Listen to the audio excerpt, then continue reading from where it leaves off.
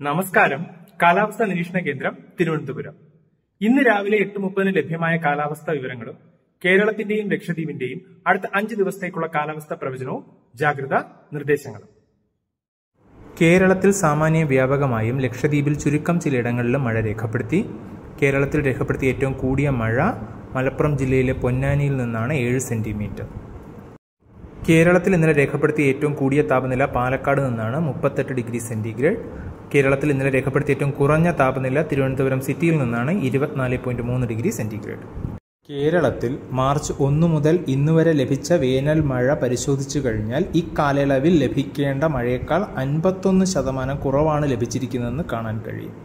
ഇത് ജില്ലാടിസ്ഥാനത്തിൽ പരിശോധിച്ചു കഴിഞ്ഞാൽ കോട്ടയം ജില്ലയിൽ ശരാശരി മഴ ലഭിച്ചതായി കാണാൻ കഴിയും. ബാക്കി എല്ലാ ജില്ലകളിലും ഈ കാലയളവിൽ ലഭിക്കേണ്ട ശരാശരി മഴയേക്കാൾ കുറഞ്ഞ മഴയാണ് ലഭിച്ചിരിക്കുന്നതെന്ന് നമുക്ക് മനസ്സിലാക്കാൻ കഴിയും.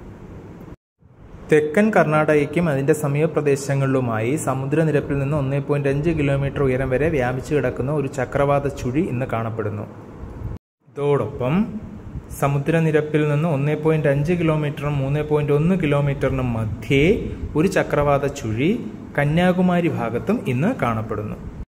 കേരളത്തിൽ വരുന്ന 7 ദിവസങ്ങളിലും സാമാന്യം വ്യാപകമായി മഴയ്ക്ക് സാധ്യതയുണ്ട്. ലക്ഷദ്വീപിൽ വരുന്ന 4 ദിവസങ്ങളിൽ ചുരുക്കം ചിലയിടങ്ങളിലും അതിനുശേഷമുള്ള 3 ദിവസങ്ങളിൽ സാമാന്യ വ്യാപകമായി മഴയ്ക്ക് സാധ്യതയുണ്ട്.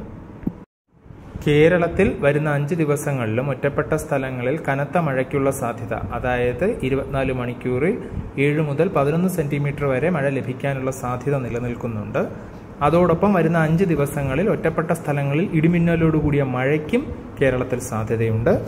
അതിൽ ഇന്നും 16, 17 എന്നീ തീയതികളിലും ഇടിമിന്നലോടുകൂടിയ മഴയ്ക്കൊപ്പം കാറ്റിൻ്റെ വേഗത ചില അവസരങ്ങളിൽ 40 മുതൽ 50 കിലോമീറ്റർ വരെ ആകാൻ സാധ്യതയുണ്ട്.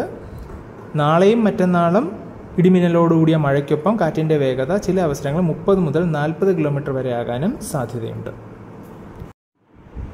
കേരള കർണാടക തീരങ്ങളിലും ലക്ഷദ്വീപ് ഭാഗത്തും വരുന്ന 5 ദിവസങ്ങളിൽ ശക്തമായ കാറ്റിൻ്റെയോ പ്രക്ഷുബ്ധമായ കാലാവസ്ഥയുടെയോ മുന്നറിയിപ്പുകളൊന്നും തന്നെ മത്സ്യത്തൊഴിലാളികൾക്കായി നൽകിയിട്ടില്ല. എന്നാൽ ഇന്ന് രാത്രി 11:30 വരെ കേരള തെക്കൻ തമിഴ്നാട് തീരങ്ങളിൽ ഉയർന്ന തിരമാലയ്ക്കുള്ള മുന്നറിയിപ്പ് ഇൻകോയിസ് നൽകിയിട്ടുണ്ട്. കേരളത്തിൻ്റെയും ലക്ഷദ്വീപിൻ്റെയും കാലാവസ്ഥാ വിവരങ്ങളും ജാഗ്രതാ നിർദ്ദേശങ്ങളും യഥാസമയം അറിയുന്നതിലേക്കായി കേന്ദ്ര കാലാവസ്ഥാ വകുപ്പ് തിരുവനന്തപുരത്തിൻ്റെ ഔദ്യോഗിക വെബ്സൈറ്റ് സന്ദർശിക്കാവുന്നതാണ്. അതോടൊപ്പം ഫേസ്ബുക്ക്, ട്വിറ്റർ, യൂട്യൂബ് തുടങ്ങിയ സാമൂഹ്യ മാധ്യമങ്ങളിൽ കൂടിയും കേന്ദ്ര കാലാവസ്ഥാ വകുപ്പ് തിരുവനന്തപുരം ജാഗ്രതാ നിർദ്ദേശങ്ങൾ യഥാസമയം അറിയിക്കുന്നതാണ്. പൊതുജനങ്ങൾക്ക് ഇതും പ്രയോജനപ്പെടുത്താവുന്നതാണ്.